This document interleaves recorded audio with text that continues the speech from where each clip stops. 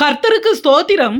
நம்முடைய கர்த்தராகிய இயேசு சிலுவையில் அறையப்படுவதற்கு முந்தைய நாள் இரவு நமக்காக இரத்த வியர்வை சிந்தி ஜெபித்த கெத்சமனே தோட்டம் இப்போது இஸ்ரவேல் தேசத்தில் எந்த இடத்தில் இருக்கிறது என்றும், கெத்சமனே தோட்டத்தில் இயேசு ஜெபித்த அந்நாட்களில் அந்த தோட்டத்தில் இருந்த ஒலிவ மரங்கள் இப்போதும் அங்கே இருக்கின்றனவா, எப்படி அவற்றை கண்டறிந்தார்கள் என்பதை குறித்தும் இந்த பதிவில் பார்ப்போம். மத்தேயு 26ஆம் அதிகாரம் 36ஆம் வசனத்தில், அப்பொழுது இயேசு அவர்களோட கெத்சமனே எண்ணப்பட்ட இடத்திற்கு வந்து சீஷர்களை நோக்கி, நான் அங்கே போய் ஜெபம் பண்ணும் அளவும் நீங்கள் இங்கே உட்கார்ந்திருங்கள் என்று சொன்னார் என எழுதப்பட்டுள்ளது. இந்த கெத்சமனே தோட்டமானது கிழக்கு ஜெருசலேமுக்கு வெளியே, அதாவது தேவாலயம் இருந்த மோரியா மலைக்கு எதிரே இருக்கிற ஒலிவ மலையின் அடிவாரத்தில் இருக்கிறது. தேவாலயம் இருந்த இடத்தில் இப்போது அல் அக்ஸா என்கிற மசூதி இருக்கிறது. தேவாலயமானது மோரியா மலையில்தான் இருந்தது. அதாவது ஜெருசலேம் நகரம் முழுவதுமே மோரியா மலையில்தான் இருக்கிறது. அந்த மோரியா மலையை டெம்பிள் மவுண்ட், தேவாலய மலை என்றும் அழைக்கிறார்கள். அந்த மோரியா மலைக்கு நேர் எதிராகத்தான் ஒலிவமலை இருக்கிறது. இந்த ஒலிவமலையின் அடிவாரத்தில் தான் கெத்சமனே தோட்டம் இருக்கிறது. ஜெருசலேம் தேவாலயத்தில் இருந்து கெத்சமனே தோட்டத்திற்கு செல்ல வேண்டுமானால் நடுவில் உள்ள கீதரோன் வேலி எனப்படுகிற கீதரோன் பள்ளத்தாக்கை கடந்து செல்ல வேண்டும். காரணம், தேவாலயம் இருக்கிற மோரியா மலைக்கும் ஒலிவ மலைக்கும் நடுவில் தான் இந்த கீதரோன் பள்ளத்தாக்கு இருக்கிறது. இயேசு அடிக்கடி கெத்சமனே தோட்டத்திற்கு தம் சீசர்களோடு சேர்ந்து போவதை வழக்கமாக கொண்டிருந்தார் என்று லூக்கா எழுதின சுவிசேஷம் 22ஆம் அதிகாரம் 39ஆம் வசனத்தில் குறிப்பிடப்பட்டுள்ளது. மேலும் இயேசு ஜெருசலேமில் இருந்து கெத்சமனே தோட்டத்திற்கு போகும்போது கீதரோன் பள்ளத்தாக்கை கடந்து போனார் என்பதை பற்றி யோவான் சுவிசேஷம் 18ஆம் அதிகாரம் 1 வசனத்தில், இயேசு தம்முடைய சீசருடனே கூட கெதரோன் என்னும் ஆற்றுக்கு அப்புறம் போனார். அங்கே ஒரு தோட்டம் இருந்தது. அதிலே அவரும் அவருடைய சீசரும் பிரவேசித்தார்கள் என்று கூறப்பட்டுள்ளது. கெதரோன் ஆறு என்பதும் கீதரோன் பள்ளத்தாக்கு என்பதும் ஒரே இடத்தை தான் குறிக்கும். அந்த பள்ளத்தாக்கில் மழை காலத்தில் தண்ணீர் ஓடும். அதனால்தான் அதை கெதரோன் ஆறு என்றும் கூறுகிறார்கள். பெரும்பாலான நாட்களில் அது வறண்டு போய் காணப்படும். இப்போது ஜெருசலேமில் அந்த கீதரோன் பள்ளத்தாக்கில் தண்ணீர் கிடையாது. இயேசு தேவாலயத்திலிருந்து ஒலிவ மலையின் அடியில் உள்ள கெத்சமனே தோட்டத்திற்கு கீதரோன் பள்ளத்தாக்கு வழியாகத்தான் அடிக்கடி சென்றார். தேவாலயத்திற்கும் கெத்சமனே தோட்டத்திற்கும் உள்ள தூரம் என்பது மிகவும் குறைவானதுதான். கிட்டத்தட்ட 1 கிலோமீட்டர் தூரம்தான். நடந்தே 10 நிமிடங்களில் சென்றுவிடலாம். இன்றைய நாட்களில் ஜெருசலேமில் இருந்து கெத்சமனே தோட்டத்தை பார்க்க செல்கிறவர்களுக்காக பேருந்து வசதிகளும் வாகன வசதிகளும் செய்து கொடுக்கப்படுகிறது. இந்த கெத்சமனே தோட்டத்தில் அநேக ஒலிவ மரங்கள் இருக்கின்றன. இயேசு பூமியில் மனிதனாக வாழ்ந்தபோது இந்த தோட்டத்தில் ஏராளமான ஒலிவ மரங்கள் இருந்ததாகவும், அங்கே ஒரு குகையும் கிணறும் ஒலிவ எண்ணெய் எடுக்கக்கூடிய ஆலையும் இருந்ததாக வரலாற்றில் கூறப்படுகிறது.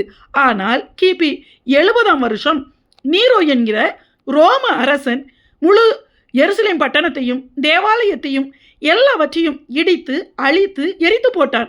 அப்போது இந்த கெத்சமனே தோட்டத்தில் இருந்த ஏராளமான ஒலிவ மரங்களையும் கூட அவன் வெட்டி அழித்து போட்டு விட்டதாக கூறப்படுகிறது. ஆனாலும் கூட இப்போதும் இயேசு வாழ்ந்த காலத்தை சேர்ந்த 2000 வருஷங்களுக்கு முந்தைய ஒலிவ மரங்கள் கூட கெத்சமனே தோட்டத்தில் நிற்பதாக கண்டறியப்பட்டிருக்கிறது. எப்படி என்று பார்ப்போம். இப்போது இருக்கிற அந்த கெத்சமனே தோட்டம் கிட்டத்தட்ட 13,000 ஸ்கொயர் ஃபீட் அளவிலான தோட்டமாகும். இந்த தோட்டத்தில் உள்ள ஒலிவ மரங்களில் இளமையான மரங்களும் முதிர்ந்த மரங்களும் இருக்கின்றன. 2012ஆம் வருஷம் அந்த ஒலிவ மரங்களின் நடு தண்டு பகுதியிலிருந்து செல்களை எடுத்து டெஸ்ட் பண்ணி பார்த்தபோது அவற்றில் 8 மரங்களை மிகவும் பழமையான மரங்களாக கண்டறிந்தார்கள்.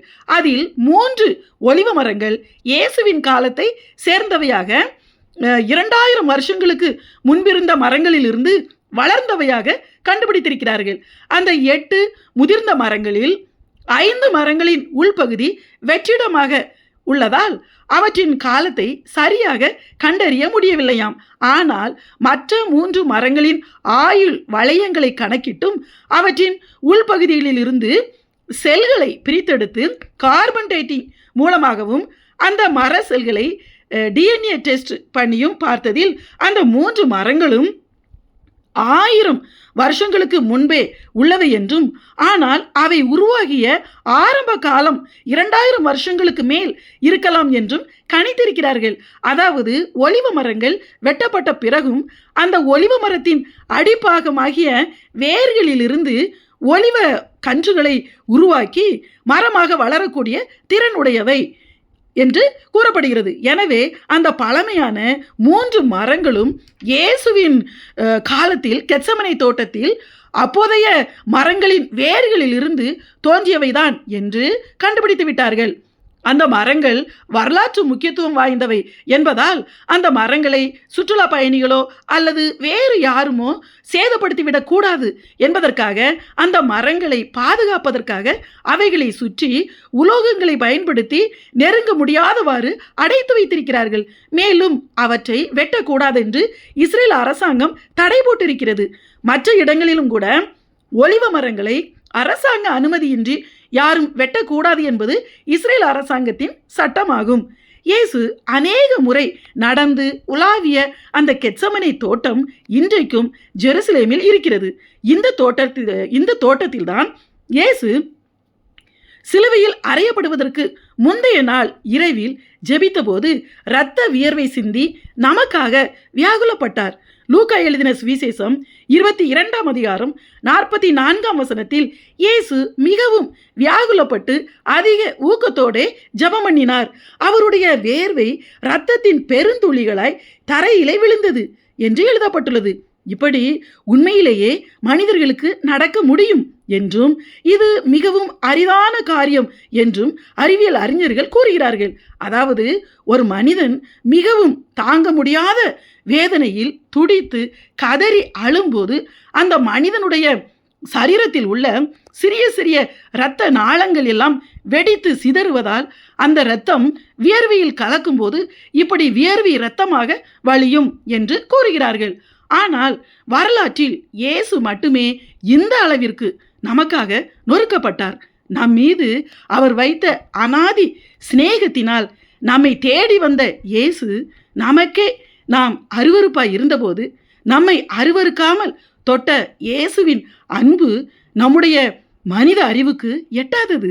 அவர் நம்மை பணம் கொடுத்தோ பொன்னையும் பொருளையும் கொடுத்தோ வாங்கவில்லை.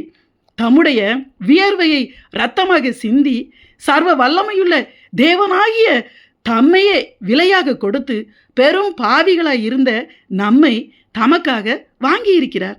நமக்காக அவர் செலுத்திய விலைக்கிரயம் சாதாரணமானது அல்ல. இதே கெத்செமனே தோட்டத்தில்தான் யூதாஸ் இயேசுவை முத்தமிட்டு காட்டி கொடுத்தான்.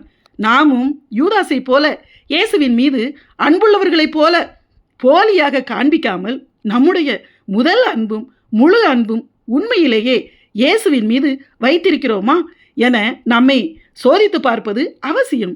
அதை பெற்றுக்கொள்ள அவர் பாத்திரராய் இருக்கிறார். சரி, இந்த கெத்செமனே தோட்டம் ஒலிவமலையின் அடிவாரத்தில் இருக்கிறது என்று பார்த்தோம். ஒலிவமலையின் தென்கிழக்கு மலைச்சரிவில் பெத்தானியா என்கிற ஊர் இருந்தது. மார்த்தாள், மரியாள், லாசரு என்பவர்களின் வீடு அந்த பெத்தானியாவில் தான் இருந்தது. ஜெருசலேமில் இருந்து பெத்தானியா ஊர் வெறும் 2 மைல் தூரம்தான் என்று வசனத்தில் கூறப்பட்டுள்ளது. அந்நாட்களில் பெத்தானியாவுக்கு எருசலேமில் இருந்து செல்கிறவர்கள் கீதரோன் ஆற்றை, அதாவது கீதரோன் பள்ளத்தாக்கை கடந்து கெத்செமனே தோட்டத்தின் வழியாக செல்வதற்கு பாதை இருந்ததாகவும், கெத்செமனே தோட்டத்தின் வழியாக ஒலிவமலைக்கு சென்று மலை சரிவில் உள்ள பெத்தானியாவுக்கு சென்றதாகவும் கூறப்படுகிறது. மேலும் கெத்செமனே தோட்டத்திற்கு அருகில் வேறு பாதைகளும் இருந்ததாக கூறப்படுகிறது. இயேசு பஸ்கா பண்டிகையின் போது கழுதையில் பவனியாக வரும்போது அவர் ஒலிவமலையிலிருந்து பவனியாக பெத்தானியா, பெத்பகே என்கிற பட்டணங்களின் வழியாக இந்த கெத்செமனே தோட்டத்தின் அருகாமையில் உள்ள பாதை வழியாக கீதரோன் பள்ளத்தாக்கை கடந்துதான் எருசலேம் தேவாலயத்திற்கு சென்றதாக நம்பப்படுகிறது. மேலும் இயேசு ஜெருசலேமுக்குள் கழுதையில் பவனியாக சென்றபோது ஜெருசலேமின் மதில் சுவரில் உள்ள தங்க வாசல் என்று சொல்லப்படுகிற கிழக்கு வாசல் வழியாகத்தான் பிரவேசித்தார். அந்த கிழக்கு வாசல் இப்போது நிரந்தரமாக மூடப்பட்டிருக்கிறது. இனி இயேசுவின் பகிரங்க வருகையின் போது இயேசு ஒலிவு மலையில் இறங்கி அந்த கிழக்கு வாசல் வழியாகத்தான் எருசலேமுக்குள் போவார் என்றும் அப்போதுதான் இனி அந்த கிழக்கு வாசல் திறக்கப்படும் என்றும் நம்பப்படுகிறது. இப்படி கிறிஸ்தவர்களும் நம்புகிறார்கள், யூதர்களும் நம்புகிறார்கள். அந்த கிழக்கு வாசலுக்கு நேர் எதிராகத்தான் ஒலிவ மலையில் இந்த கெத்சமனே தோட்டமும் இருக்கிறது. பரிசுத்த வேதாகமத்தில் சொல்லப்பட்டிருக்கிற அத்தனை சம்பவங்களுக்கும் இன்றைக்கும் இஸ்ரவேல் தேசத்தில் உலகத்தாரின் கண்களுக்கு முன்பாக எல்லா ஆதாரங்களும் இருக்கிறது. நாம் ஆதாரங்களை பார்ப்பதால் அல்ல, எதையும் பார்க்காமலேயே காணாமலேயே இயேசுவை நம்முடைய வாழ்க்கையில் அனுபவித்து அவரை விசுவாசிக்கிறோம். ஆமென்.